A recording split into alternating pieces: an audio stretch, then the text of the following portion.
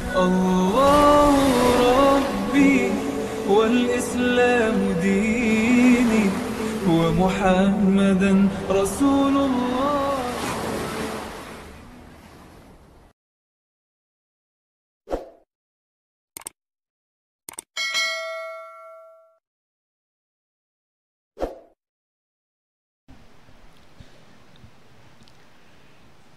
إن الحمد لله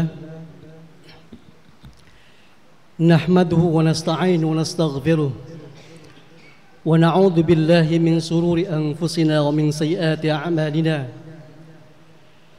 من يهد الله فلا مضل له ومن يضلل فلا هادي له. أشهد أن لا إله إلا الله وحده لا شريك له وأشهد أن محمدًا عبده ورسوله لا نبي بعده. اللهم فصل وسلم على رسول الكريم وعلى آله وأصحابه أجمعين. أما بعد، فيا أيها الحاضرون، أوصيكم ونفسي بتقوى الله، حيث قال الله تعالى في كتابه العزيز: أعوذ بالله من الشيطان الرجيم، بسم الله الرحمن الرحيم. يا أيها الذين آمنوا اتقوا الله حق تقاته ولا تموتن إلا وأنتم مسلمون. Jamaah Masjid As-Samad yang dirahmati Allah Subhanahu wa taala, mengawali khutbah ini khatib tidak bosan-bosan untuk sama-sama mengingatkan diri kita semua, mengingatkan diri khatib sendiri, mengingatkan semua jamaah Masjid As-Samad ini untuk sama-sama meningkatkan ketakwaan kita kepada Allah Subhanahu wa taala.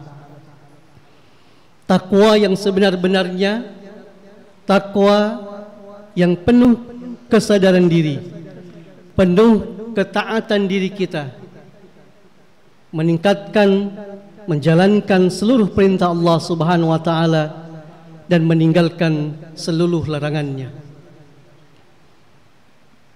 Dengan ketakwaan diri kita kepada Allah, dengan penuh keyakinan, niscaya Allah akan berikan semua jalan keluar bagi segala masalah yang kita miliki. Wa may yattaqillah yaj'al lahu makhraja. Bukan hanya jalan keluar yang Allah berikan, tapi wa yarzuqhu min haitsu la yahtasib. Allah akan berikan rezekinya kepada kita semua dari jalan yang kita tidak duga-duga. Salawat dan salam semoga tercurah kepada baginda Rasul sallallahu alaihi wasallam. Semoga kita semua menjadi umat Nabi Muhammad sallallahu alaihi wasallam yang mendapatkan syafaah di yaumil akhir nanti. Amin ya rabbal alamin. Jamaah Masjid As-Samad yang dirahmati Allah Subhanahu wa taala, masih di bulan Rabiul Awal. Esensi dari kecintaan kita kepada Rasul adalah sejauh mana kita merefleksikan diri, mencitrakan diri kita, mencontoh kepada sifat Rasul sallallahu alaihi wasallam.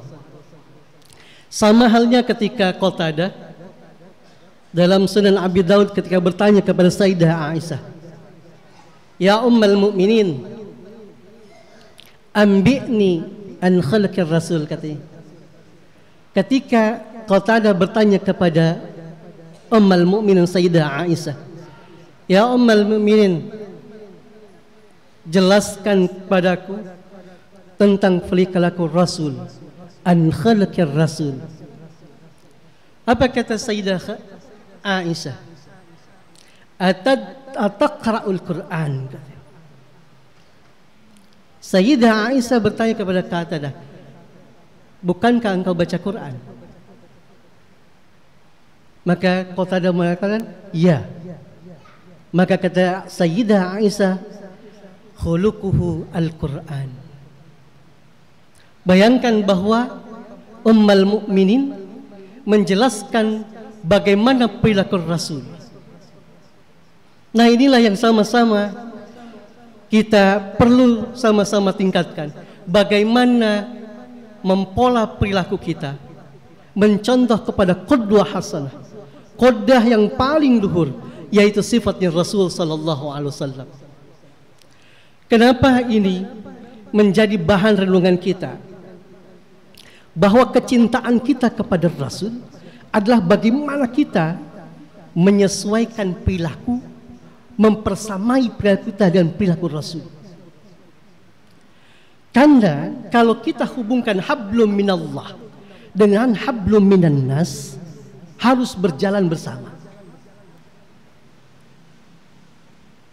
Hablum minallah hubungan kita dengan Allah, ibadah kita kepada Allah, harus mencitrakan diri kita, efek dari ibadah kepada perilaku sehari-hari.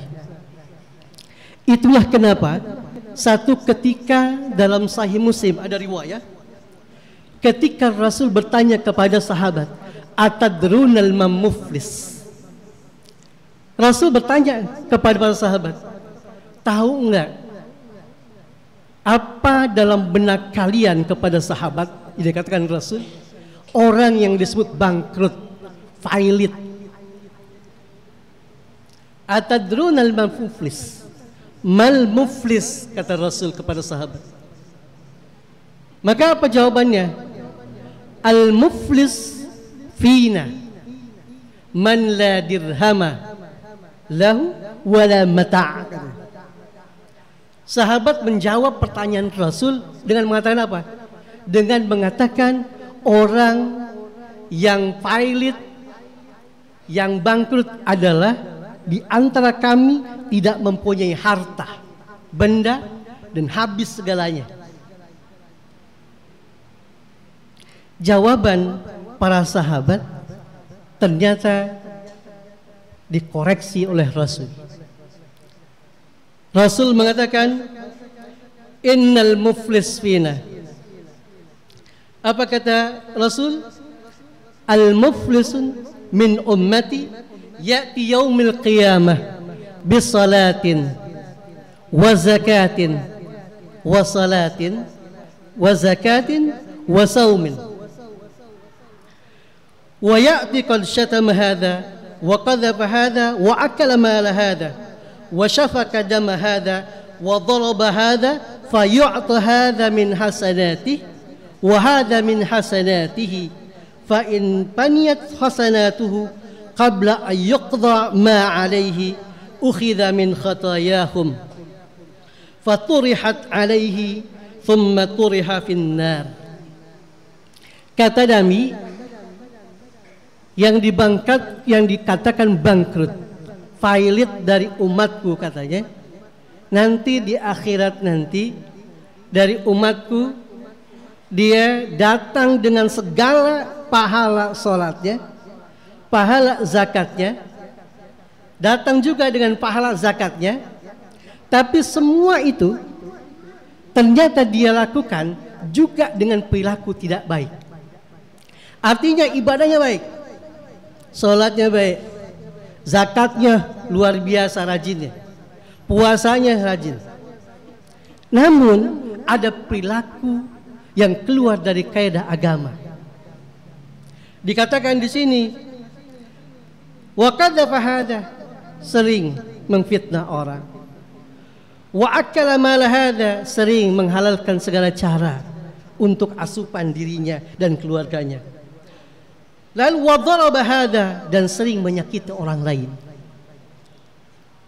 Hadis ini dalam Sahih Muslim menjelaskan bahwa ada seseorang yang memang datang dengan pahala yang luar biasa dari sholat, dari zakatnya, dan termasuk dari puasanya, namun perilakunya masih di luar syariah, tidak mencerminkan apa yang diajarkan Rasul. Sama dengan Imam Bukhari ketika menjelaskan seorang wanita yang rajin sholat malam, puasa siangnya, lalu sering bersedekah dan berbuat amal kebaikan, tapi menyakiti tetangganya dan lisannya.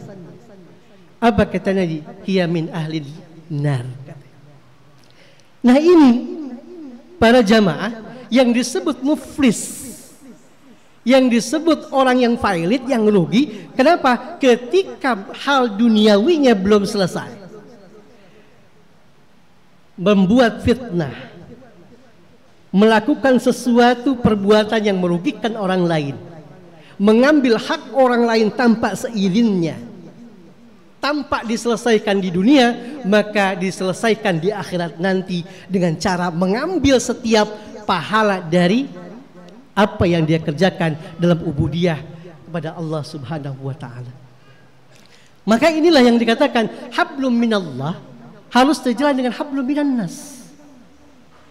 Taat kita, ibadah kita, kecintaan kita kepada Allah pun harus sejalan dengan kecintaan kita dengan sesama manusia. Termasuk dalam Sahih Bukhari dijelaskan bahwa efek dari perbuatan yang belum selesai di dunia akan terjadi nanti dinamakan kontrah bainal jannah wan nar. Inilah yang disabdakan Nabi dari Sahih Bukhari, riwayat Sa'id Al-Khudri radhiyallahu anir Rasul sallallahu alaihi wasallam, idza khalasal mu'minuna minan nar, idza khalasal mu'minu minan nar. Jadi ketika kita seorang mukmin, kata Nabi, ketika seorang mukmin sudah berjalan melewati neraka, hubisa biqantaratin bainal jannah wan nar. Jadi ketika nanti seorang mukmin ketika melewati neraka, maka dia akan diberhentikan di satu kontorah itu jembatan yang adanya bainal jannah wan nar. Itu jembatan antara surga dan neraka.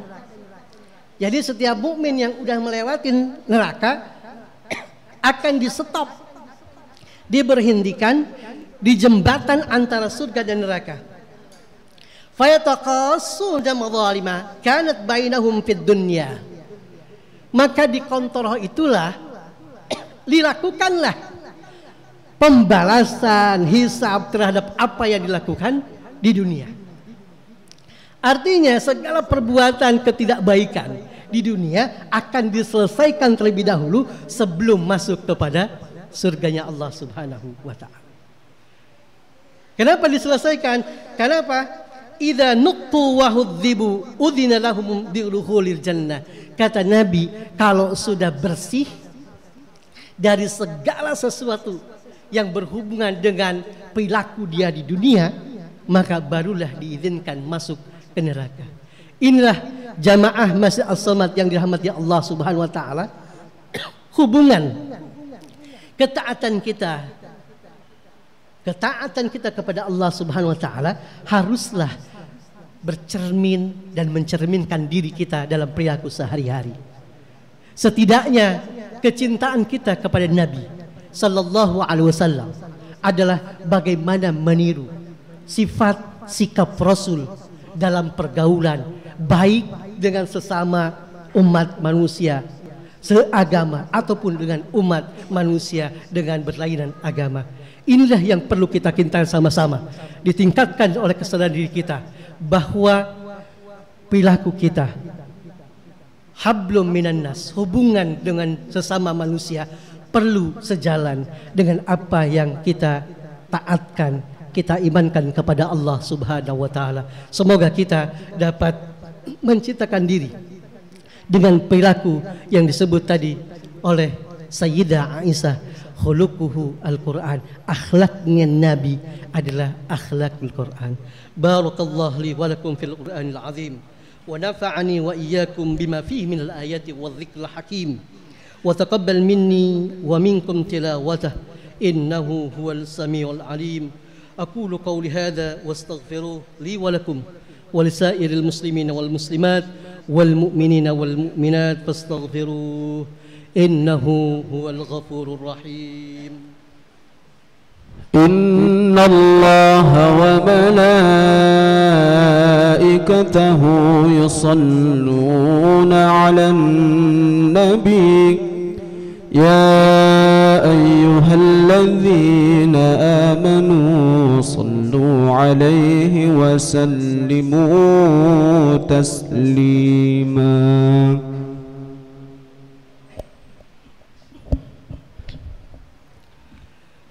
إن الحمد لله نحمده ونستعينه ونستغفره ونعوذ بالله من شرور أنفسنا ومن سيئات أعمالنا. من يهد الله فلا مضل له ومن يضلل فلا هادي له. أشهد أن لا إله إلا الله وحده لا شريك له وأشهد أن محمدا عبده ورسوله لا نبي بعده. اللهم فصل وسلم على رسول الكريم وعلى آله وأصحابه أجمعين. أما بعد، فيا أيها الحاضرون أوصيكم ونفسي بتقوى الله وطاعته، حيث قال الله تعالى في كتابه العزيز: أعوذ بالله من الشيطان الرجيم، بسم الله الرحمن الرحيم. يا أيها الذين آمنوا اتقوا الله حق تقاته ولا تموتن إلا وأنتم مسلمون. فيا أيها الناس اتقوا الله فيما أمر وانتهوا عما نهى، واعلموا أن الله أمركم بأمر بدأ فيه بنفسه وثنى بملائكته بقدسه، وقال تعالى: إن الله وملائكته يصلون على النبي يا أيها الذين آمنوا صلوا عليه وسلموا تسليما. اللهم صل على سيدنا محمد وعلى آل سيدنا محمد كما صليت على سيدنا إبراهيم وعلى آل سيدنا إبراهيم إنك حميد مجيد. وبارك على سيدنا محمد وعلى آل محمد كما باركت على سيدنا إبراهيم وعلى آل إبراهيم إنك حميد مجيد. اللهم اغفر للمسلمين والمسلمات والمسلمين والمسلمات والمؤمنين والمؤمنات الأحياء منهم والأموات إنك سميع قريب مجيب الدعوة. اللهم ألف بين قلوبنا واصلح ذات بيننا واهدنا سبل السلام ونجنا من الظلمات إلى النور وجنبنا من الفواحش ما ظهر منها وما بطن. وبارك لنا في أسماعنا، اللهم بارك لنا في أسماعنا وبارك لنا في أبصارنا وبارك لنا في قلوبنا وأزواجنا وذريتنا وتب علينا إنك أنت التواب الرحيم. اللهم أصلح لنا ديننا الذي هو عصمة أمرنا، واصلح لنا الدنيا التي فيها معاشنا، واجعل الحياة زيادة لنا في كل خير، واجعل الموت راحة لنا في كل شر. ربنا هب لنا من أزواجنا وذريتنا قرة أعين واجعلنا للمتقين إماما واجعلنا للمتقين إماما. وصلى الله على سيدنا محمد وعلى آل محمد والحمد لله رب العالمين. عباد الله، إن الله يأمرنا بالعدل والإحسان وإيتاء ذي القربى وينهى عن الفحشاء والمنكر والبغي يعظكم لعلكم تذكرون. واذكروا الله العظيم يذكركم واشكروا الله على نعمه يزدكم ولذكر الله أكبر. أقم الصلاة.